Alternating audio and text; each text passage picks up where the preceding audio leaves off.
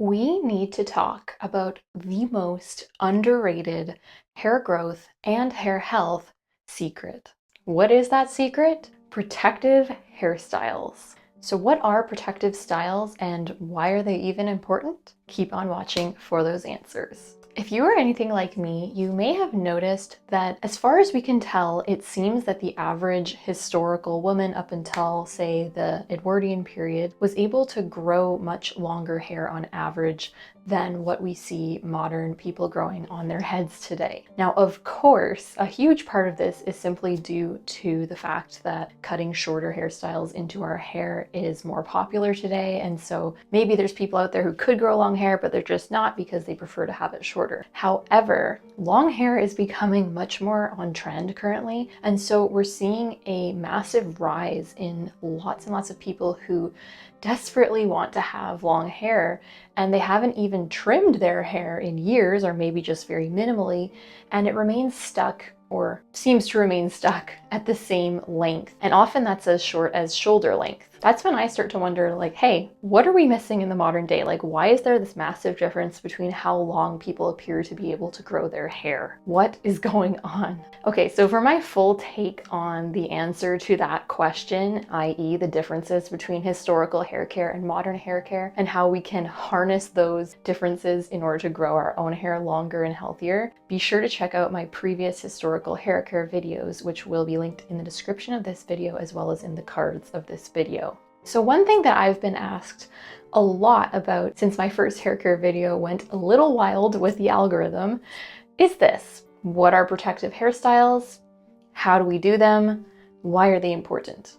So if you know me and my hair care videos, you'll know that it seems it's practically impossible for me to give a short answer to anything. But that's because I think that we all need to have a basic foundational understanding of not only what to do with our hair, but why we are doing it. The reasons behind it, because once we understand the reasons behind what we're doing, we will first of all be that much more motivated to keep it up over the long haul. And it will also give us the power to make our own informed hair care choices for our own hair rather than just relying on a list of do's and don'ts coming from someone else. You need to make your own decisions and your own informed choices, and the only way to do that is, of course, with information. So that's why I love making these information-rich videos for you all. However, when it comes to protective hairstyles and how to do them, I've decided to divide this into two videos. So the video you're watching now is going to be the information piece. This will be giving you an explanation of what protective styles are and what they are not, why they are so important for growing long and healthy hair and preventing common problems like split ends. And I'll also give you an important breakdown between the massive differences in modern hair styling versus historical hair styling and how that affects how long and healthy we are able to grow our hair. My next hair care video, which will be coming out in about a month from the release of this video, will be an actual demonstration of how to do the styles. I'll be showing you on my real hair how I do these styles. So it will be a great video for you to bring along with you in front of your mirror as you're trying to do your own protective hairstyles and figure out what works for you. And I am planning on making my instructional protective styles video as inclusive as possible for those of you who have shorter hair than mine, because I know it can be a struggle finding styles that work for shorter hair as well as long hair.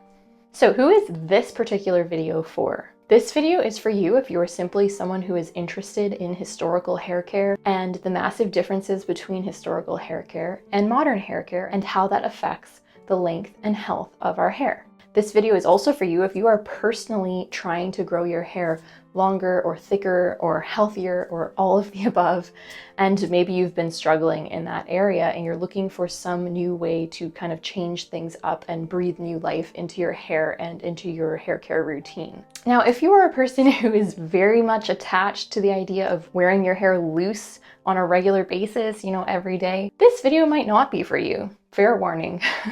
I'll be sharing several of the hair health benefits of wearing your hair in a nice protective updo on a regular basis. And finally, we'll go over a few of the defining features that we see used very often in historical women's hairstyles, in artwork and photography, and how these defining features actually make for a truly hair health supporting style for our hair. So let's jump into it. What is a protective style?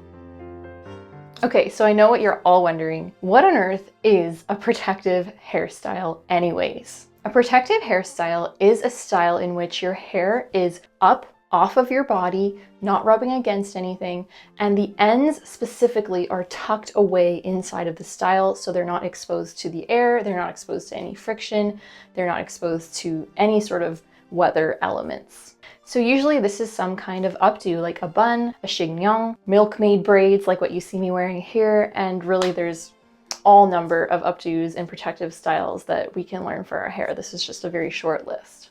So what makes protective hairstyles the most underrated hair growth secret? Like, what do they even have to do with hair growth, since we know that our hair grows from our scalp, not from our ends? It is simply this. There are two equally important factors that we need to keep in mind when wanting to grow longer or thicker or healthier hair. The first factor is, of course, our scalp and our hair follicles.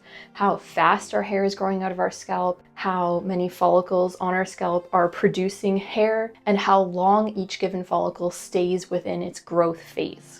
Now, I find most people, at least when they're starting out on a hair growth journey, they tend to put all of their attention on this first factor of your scalp and your hair follicles and wanting to increase their rate of hair growth, etc. But we do ourselves a great disservice if we don't pay any attention to the second equally important factor when it comes to growing long and healthy hair. And what is that second factor? Length retention.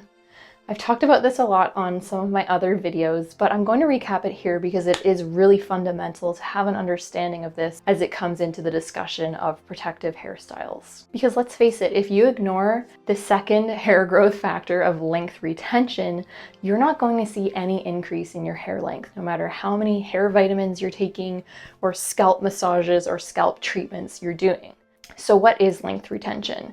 Length retention is just what it sounds like. It's really our ability to keep the hair that we already have grown out of our head from breaking off at the ends. Because think about it, no matter how fast your hair is growing out of your scalp, and it's never going to be ridiculously fast, if you are breaking off the ends of your hair at a relatively equal pace to what is growing out of your scalp, you're never going to see an increase in your hair length. And I would argue that this is probably the main reason why so many people out there are experiencing hair that remains stuck at the same length. It's not because their hair isn't growing, it's most likely because it keeps breaking off at the same end point of their hair. This was my own personal experience when I began my hair growth journey 6 years ago. So if you've watched my other videos, you'll know that I cut off all my hair to chin length almost 6 years ago, and then I began a hair growth journey.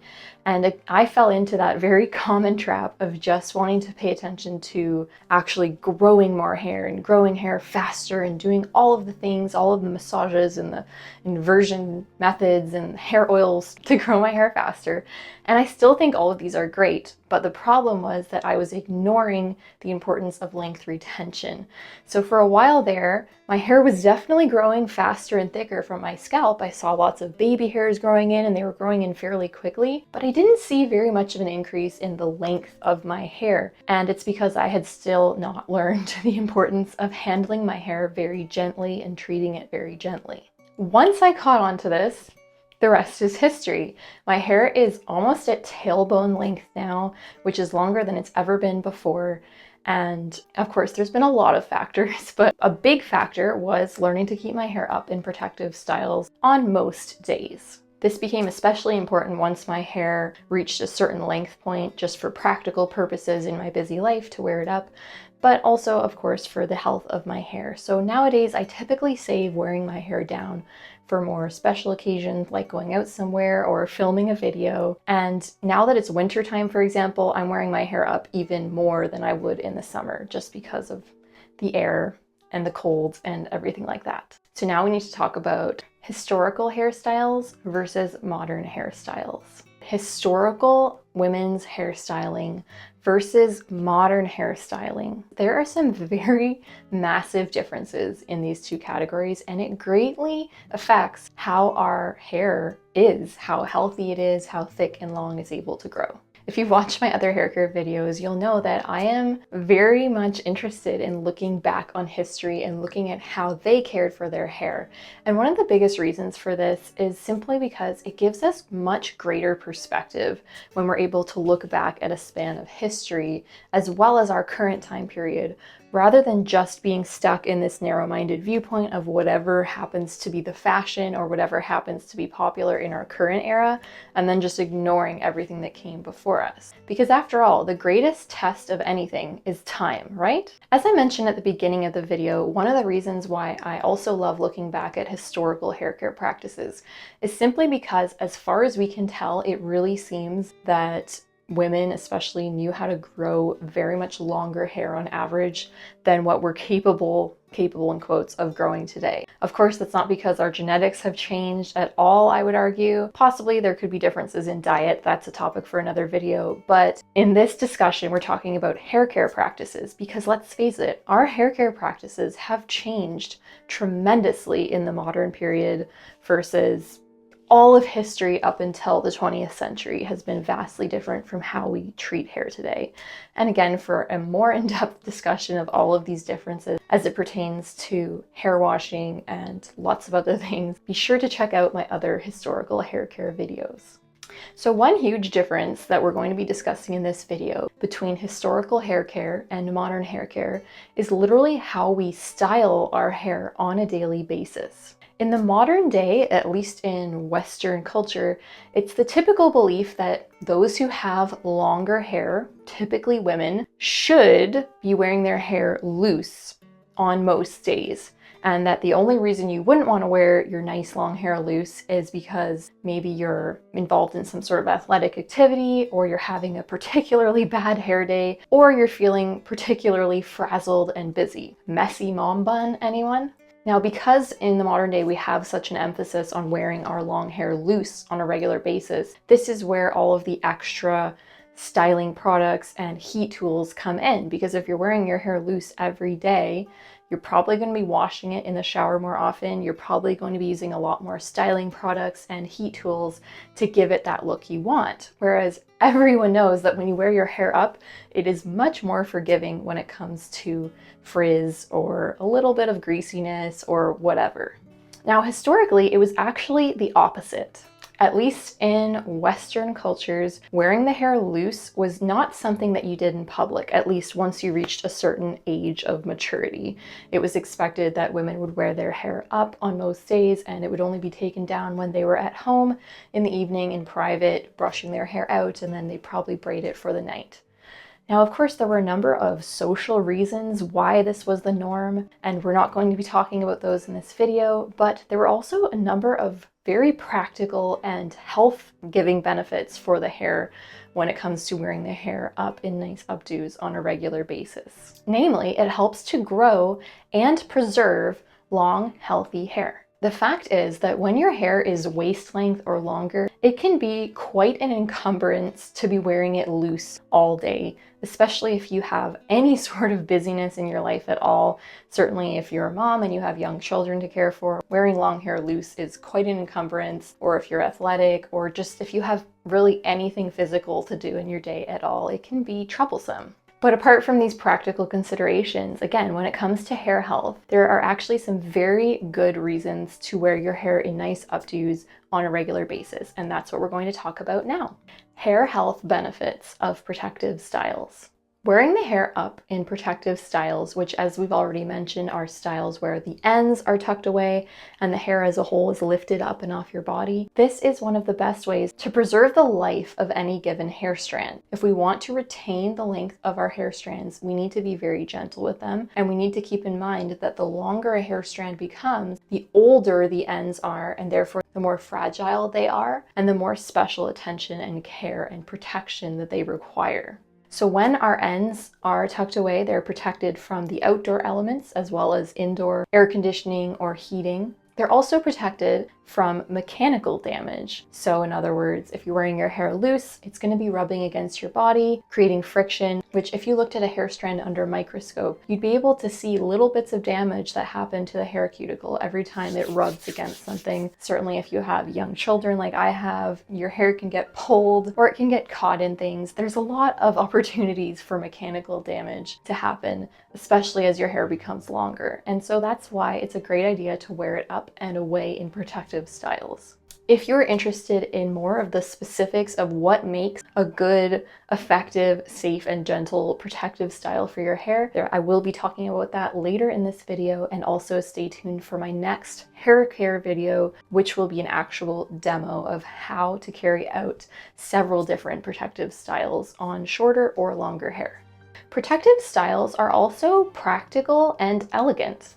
Many modern people today tend to view long hair as a hindrance based on our busy lifestyles because, of course, it's getting in the way all the time. But the very modern assumption that is built into that view is that hair should be worn loose on a regular basis. Of course, long hair is a hindrance if we're wearing it loose every day, all the time. And when we modern people do wear our hair up, these styles tend to be very utilitarian, not particularly attractive, and not particularly beneficial for the health of the hair. For example, ponytails, messy buns. It depends, of course, on what you mean by a messy bun, but certainly a ponytail is not a true protective style because the ends are still completely exposed. And all the weight of your hairstyle is just concentrated on this one area of your scalp. So it's also not the best for considering the long-term health of your scalp and not wanting to create any, traction alopecia from over pulling of your hair all the time. Okay, so apart from these benefits of protective hairstyles, now I'm going to talk about one more often overlooked benefit of protective styles, and that is what I like to call the leave me alone principle.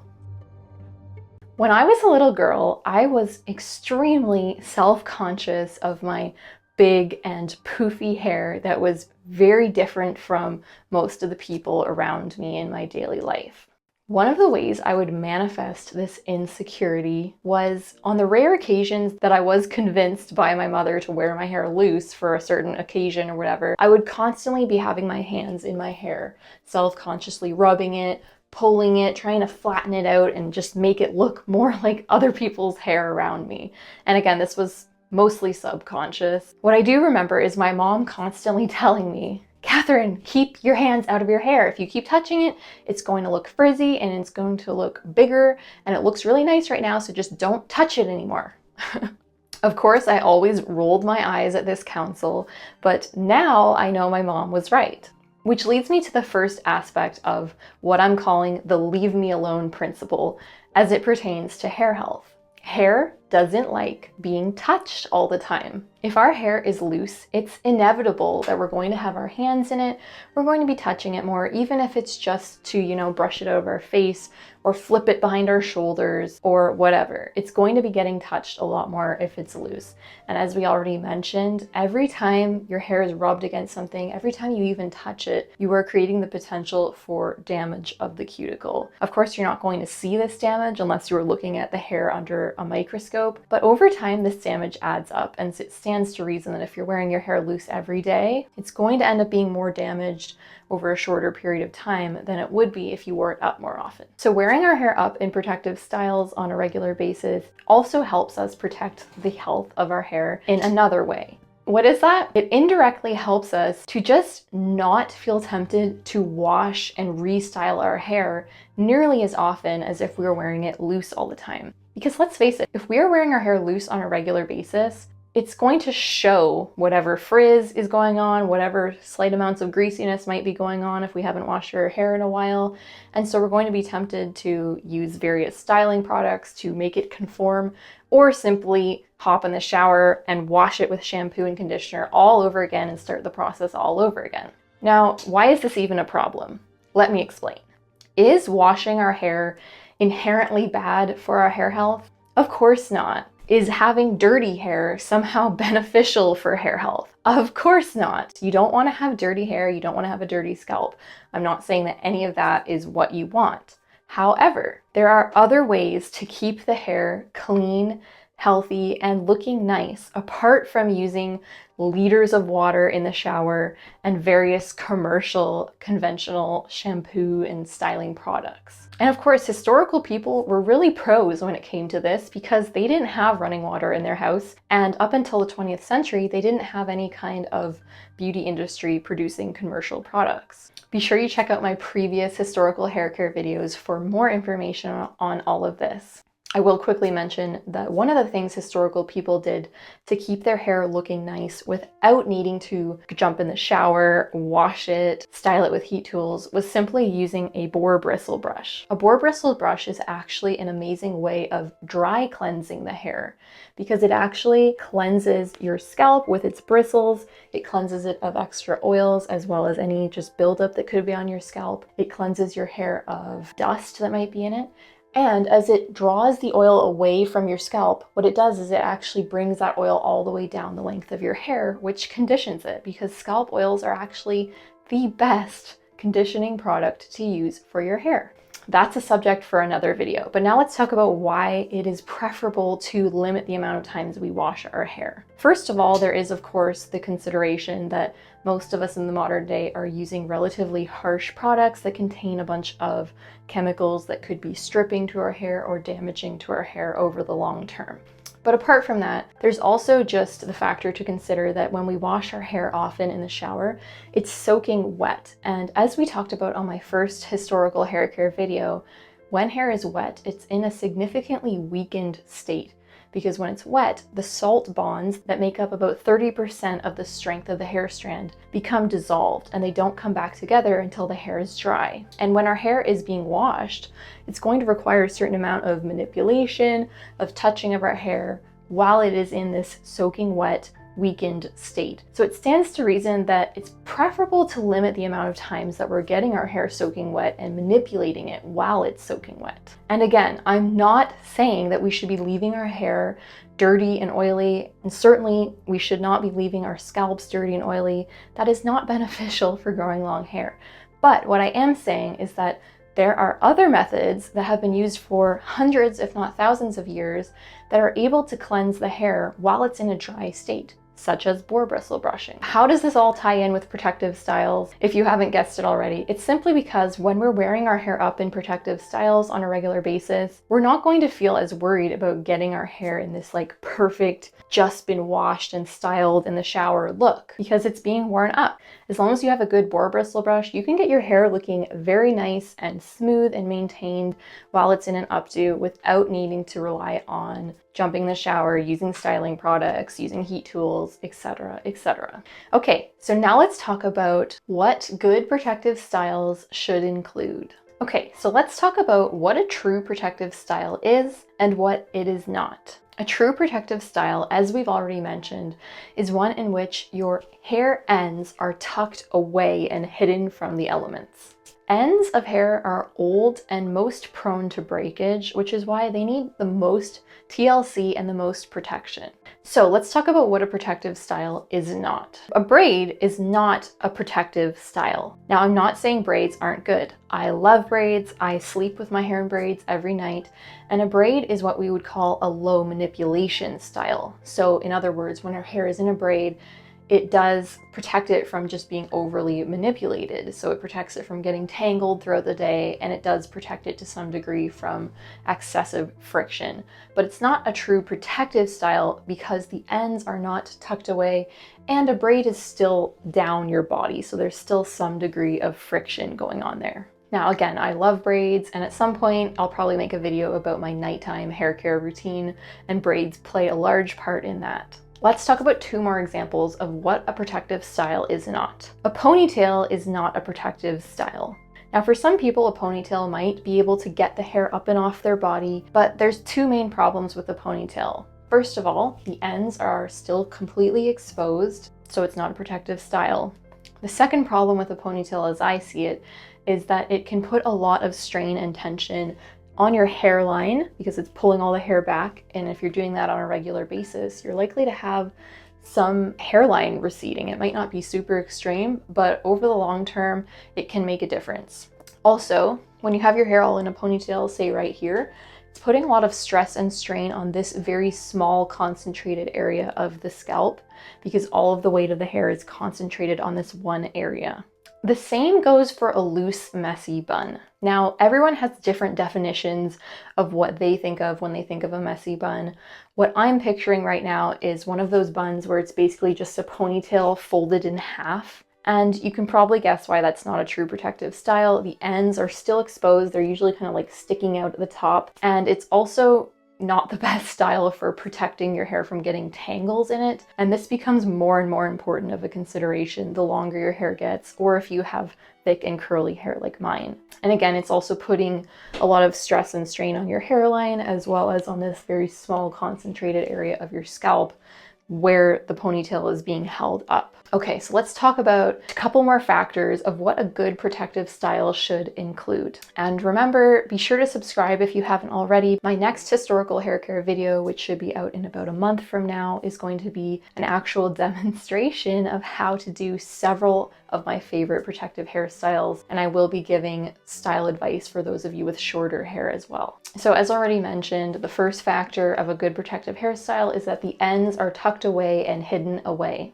A perfect example of this is a twisted bun, where your hair is first twisted up and then you coil it around itself, and then the ends end up being tucked completely under the bun. Another example of this is the updo you see me wearing, which is milkmaid braids, where the ends are completely tucked away under the big braid. These types of styles are wonderful for not only protecting your hair, but also preserving moisture in the ends of your hair, which becomes more and more important the longer your hair becomes. Okay, a second factor that I would like everyone to consider when it comes to a good protective hairstyle, and it can take time and practice to figure out how to get this factor into your styles, but what it is basically what I kind of already alluded to when I was talking about ponytails and why they're not the best, because they put a lot of pressure right on this small area of your scalp. So a good protective hairstyle would ideally be one in which the weight of your hair is spread out over a larger area. Now, if your hair is shorter, this is going to be much less of a concern, but it's just something to keep in mind as your hair becomes longer, and it's definitely something I've had to figure out as my hair became longer. So with milkmaid braids, for example, the weight is very well distributed all around my head. There's no one area that is bearing all the weight of my hairstyle. I've also figured out a way for my hair buns to also be distributed over a larger area, because they are coiled over a much larger area of my head than what just a ponytail would be at, and then the outsides of the bun are actually pinned to various areas of my head. And again, there will be a full demonstration on this, so don't worry. Finally, a wonderful refining feature to have in your protective hairstyles that we see a lot of in historical women's hairstyles is where the front area of your hair, so in other words, all the hair that forms your hairline, is actually separated out from the rest of the style. Now, this could look a number of different ways. Historically, we often see women with actual, what we would call bangs, but they're not exactly bangs, but they're just hair that has been trimmed shorter and then curled and left completely out of the hairstyle. Or we often see the hair at the front has been kept out of the main style, but then it's later twisted back in a more loose and voluminous way. So of course, these things simply just add visual interest to a hairstyle, but there's a very good practical reason to do this, and it's to protect your hairline from excessive pulling, which can actually lead to hair loss and a receding hairline over time. Now, when I say a receding hairline, most of us are probably picturing, you know, like an old balding man. But what I really mean is, for most of us, this can manifest as simply our hairline going further back at the temples than it could if we weren't always placing this unnecessary strain on our hairline. Because the hair around our hairline is typically the most fine and fragile, and it's most likely to be damaged if it's put under a lot of traction than hair at other areas of our heads. So again, if none of this is making sense to you, just stay tuned for the next hair care video where I will be demonstrating all of this for you in minute detail. Okay, those are the 3 factors I wanted to mention about what makes a great protective style. First, that the ends are hidden and tucked away. Second, that the weight of your hair is not concentrated on a small area, but is rather spread out over a larger area. And third, that ideally the front area of your hair is separated out in a way to place less tension on it. Before we move on, I'd like to quickly mention a small, inexpensive hair tool that I recently became aware of, and I've been absolutely loving it. It's called Holdi-Locks, and it's actually invented by a lovely woman named Hillary, who herself has very long and beautiful but fine hair.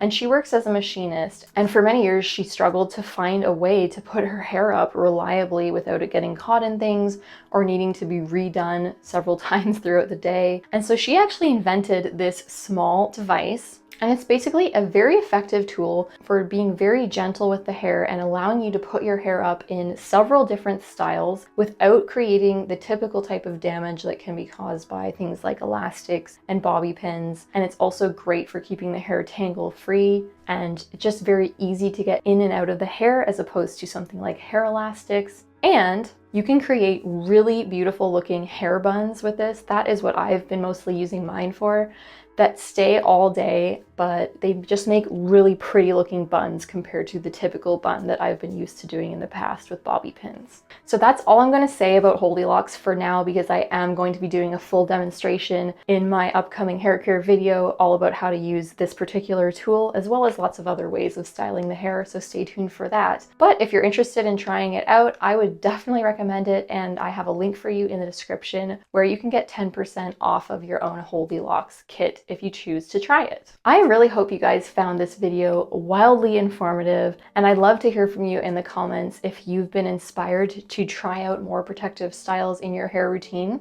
or if you're one of those people who's already been doing protective styles for many years. I'd love to hear from you either way. If you love my channel and if you found this video informative, YouTube has now added a thank you button where you can send me a small monetary thank you, like enough to buy a coffee, say, and I would really appreciate that. If you're interested in the full list of hair care products that I personally use and recommend, I will have several of those linked for you in the description, in a pinned comment, and you can also find the full list on my blog, which will be linked in the description.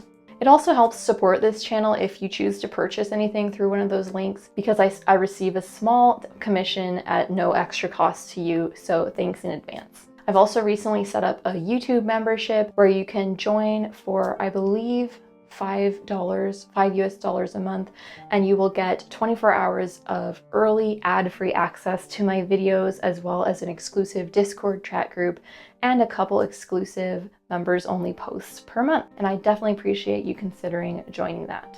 Be sure to check out the accompanying blog post for this video. If you don't know, I have a website where I actually post blog posts for every one of my videos. So if you ever watch a video and you prefer to just see something in black and white in writing, there's always a blog post linked in the description where you can go and get the full version written out with photos. So definitely check that out. I also have a free weekly newsletter that I send out there. If you would like to see the full routine that grew my hair to hip length after having been cut to chin length, be sure to watch that video here. Okay everyone, thanks so much for spending your valuable time here with me today, and I really hope you learned something new and that this benefits you in your hair care and hair growth journeys. See you in the next video.